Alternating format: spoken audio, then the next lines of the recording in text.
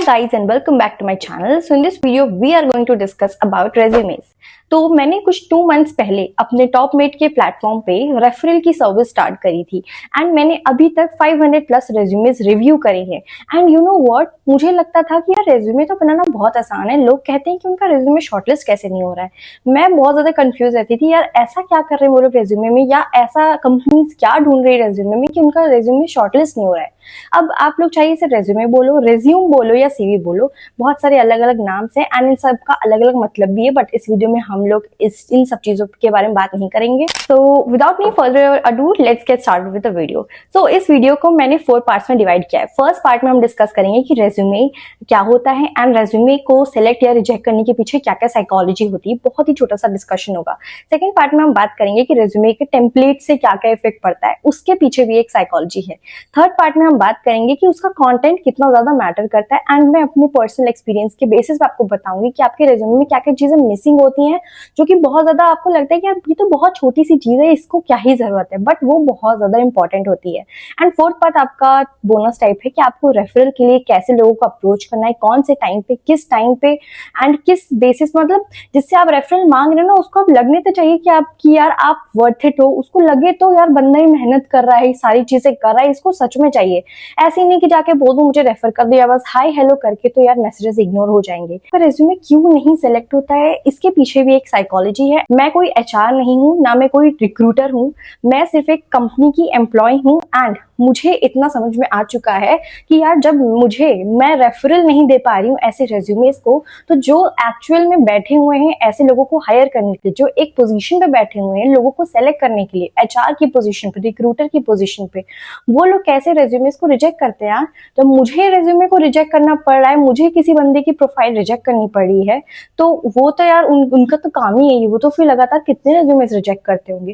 And you know what, मैंने 500 plus resumes तो review किए हैं and I know you will not believe, सच में आप भरोसा नहीं करोगे, मैंने सिर्फ और सिर्फ 100 क्या 20 या 80 रेज्यूमेस को ही रेफर किया होगा. आपको किसी भी कंपनी के हायरिंग प्रोसेस में पार्टिसिपेट करना है, सेलेक्ट होना है, तो सबसे पहले आपको शॉर्टलिस्ट होना पड़ेगा. एंड शॉर्टलिस्ट होने के लिए आपकी प्रोफाइल है डॉक्यूमेंट फॉर्म में, वो होता है रेज्यूमे. डॉक्यूमेंट फॉर्मेट में आपकी प्रोफेशनल जर्नी है, आपकी पर्सनैलिटी है. यस, ये आपकी पर्सनैलिटी भी डिफाइन. अब रेज्यूमे आपकी पर्सनालिटी को कैसे डिफाइन कर सकता है 1D में. देखो पर्सनालिटी कैसे, आपका जितना अच्छा रेज्यूमे होगा, जितने अच्छे तरीके से वो पूरा फॉर्मेटेड होगा, जो चीजें होंगी अच्छे से सारा उसका कंटेंट होगा and end to end details आपकी मेंशन होगी जो कि रिक्वायर्ड होती है किसी भी प्रोफेशनल हायरिंग प्रोसेस में, तो वो आपका डिफाइन करता है कि आप किस तरीके की पर्सनालिटी हो. ठीक है, ये हो गया रेज्यूमे. रेज्यूमे आपका क्या होता है कि आपका डॉक्यूमेंट फॉर्मेट में आपकी प्रोफेशनल जर्नी होती है, मतलब आपने जहां जहां काम किया है, आपके क्या क्या स्किल्स हैं, आपने कहां से पढ़ाई करी, आपके क्या क्या सर्टिफिकेशंस हैं, आपकी लोकेशन क्या है एंड आपके जो भी ऑनलाइन प्रेजेंस है उसका लिंक होता है. ठीक है, सब कुछ डॉक्यूमेंट फॉर्मेट में होता है. अब सेकेंड पार्ट है इस वीडियो का जो है रेज्यूमे टेम्पलेट. रेज्यूमे टेम्पलेट बहुत ज्यादा इंपॉर्टेंट है, मतलब हद से ज्यादा इंपॉर्टेंट है. मतलब 2 पेज का रेज्यूमे तो चलेगा बट 1-2 पेज से ज्यादा रेज्यूमे नहीं, कोई नहीं देखता. सर बता रही हूँ, किसी के पास इतना टाइम नहीं कि वो 2 से ज्यादा पेज का रेज्यूमे देखें.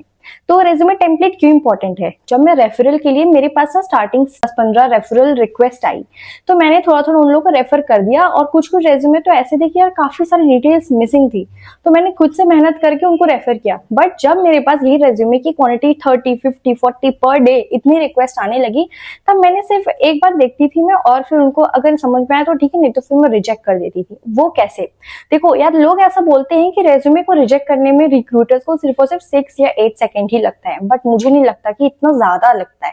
सिर्फ 1 या 2 सेकंड ही काफी है आपका रेज्यूमे सिलेक्ट या रिजेक्ट होने में. And select in the sense कि शॉर्टलिस्ट नहीं हो जाएगा, सेलेक्ट इन द सेंस कि आपका रेज्यूमे रिक्रूटर्स का फोकस कैसे वो अट्रैक्ट करता है, कैसे वो खींचता है.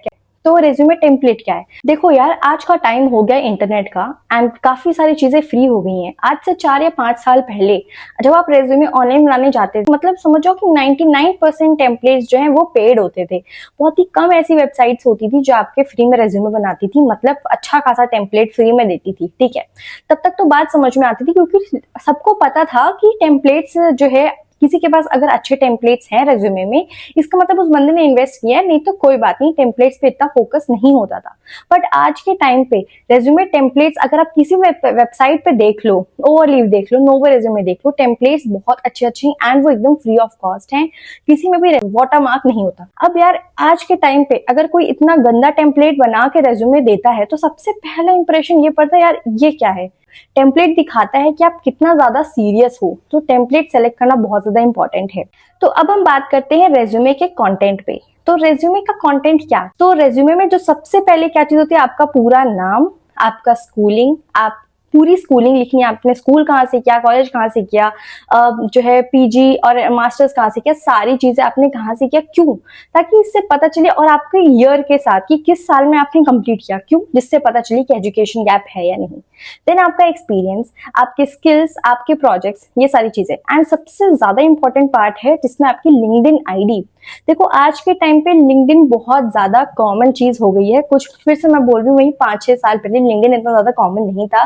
बट यार ये वाला टाइम जो चल रहा है ना, इसमें लिंक्डइन इतना ज्यादा कॉमन है, गिटहब इतना ज्यादा कॉमन है। कॉन्टैक्ट नंबर ऐसा डालो जो कॉन्टैक्ट करने में ईजी हो, एंड जीमेल आईडी।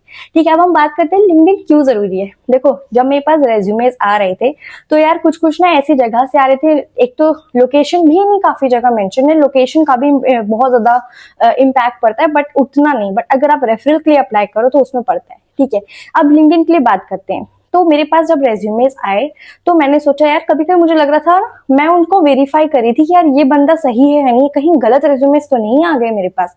फिर मैं वेरीफाई करने के लिए क्या, मैंने सोचा कि चलो इनकी लिंक्डइन प्रोफाइल देखते हैं कि ये एक्चुअल इनका है क्या पता वहां से मुझे यहाँ से इनकी लोकेशन मिल जाए, क्योंकि जब भी हम रेफर करते हैं तो उसमें लोकेशन भी मांगी जाती है। कोई बात नहीं, बहुत ही सिंपल तरीके से समझो। देखो जॉब्स जो भी आती हैं वो लोकेशन वाइज आती हैं, एंड जब भी आप रेफरल के लिए जाते हो या रिक्रूटर्स को आप कॉल करते हो या अपने रेज्यूमे भेजते हो, तो वो जो भी लोकेशन पे जॉब्स अवेलेबल हैं उसके लिए आपको रेफर कर दिया जाता है। बट अगर आपकी लोकेशन मेंशन नहीं है, एंड मान लो कि किसी ने आपकी ऐसी ही कोई लोकेशन एंटर कर दी, तो वो तो चलो बात की बात है, बट यार कोई भी इतनी मेहनत नहीं करना चाहेगा, एंड इनकम्प्लीट इन्फॉर्मेशन वाले रेज्यूमेस को बहुत टाइम लगता है प्रोसेस होने में। ठीक है, ये बात होगी। एंड जो लास्ट पॉइंट है वो हमने बात करी थी बोनस के बारे में। तो बोनस ये है कि देखो सबसे पहली बात, रेफरल हमेशा हमेशा वीकडेज पे ही मांगना। बहुत कम होता है, बहुत सारे कम एम्प्लॉयज होते हैं जो कि वीकेंड पे अपना ऑफिशियल लैपटॉप उठा के बैठे होते हैं। ठीक है, तो सबसे पहली बात तो वीकडेज पे ही मांगना, और कोशिश करना कि मंडे टू वेडनेसडे के बीच में ही मांगना। ठीक है, अब टाइमिंग आपको 9 बजे से 1 बजे के बीच में रेफरल मांगना है, क्योंकि उस टाइम पे एम्प्लॉयज बहुत ज्यादा प्रोडक्टिव होते हैं एंड वो बैठे होते हैं कि यार चलो आज सारा काम करके जाएंगे। साइकोलॉजी होती है, क्योंकि मैं भी अगर काम करती हूँ तो मैं सोचती हूँ यार मैं अपना सारा काम मंडे टू थर्सडे के बीच में सारा काम कंप्लीट कर दूंगी, तो जो भी होता है मैं बहुत ज्यादा प्रोडक्टिव होती हूँ उस टाइम में। तो कोई भी रेफर के लिए आता है, कोई भी रिक्वेस्ट आती है तो मैं फौरन उसको रेफर कर देती हूँ। बट यही अगर कोई मुझसे फ्राइडे नाइट या सैटरडे संडे में बोलता है तो मैं नहीं कर पाती हूँ, मैं भूल जाती हूँ, या अगर मैं चाहूँ भी तो भी मैं भूल जाती हूँ। यार बहुत सारी कंपनीज में क्या होता है ना कि जो ऑफिशियल लैपटॉप होता है उसमें व्हाट्सएप या लिंक्डइन पर्सनल हम लॉग इन नहीं कर सकते। ठीक है, तो यार अगर कोई वीकेंड पे, बहुत कम लोग होते हैं जो वीकेंड पे बैठे होते हैं अपना काम करने ऑफिस का उठा के। ठीक, अब उसमें आप रेफरल मांग लोगे तो बहुत कम चांसेस है कि आपको रेफरल मिल जाएगा। ठीक है, फिर उसके बाद जब आप रेफरल के लिए मैसेज करते हो तो कनेक्शन रिक्वेस्ट भेजने के बाद हाय या हेलो करते हो या हाउ आर यू डूइंग बोलते हो। प्लीज ये सब मैसेज मत बोलो, बहुत ज्यादा बोरिंग मैसेजेस हैं और लिंक्डइन पे इसे कोई भी एंटरटेन नहीं करता है, बस इग्नोर हो जाते हैं ये सारे मैसेजेस।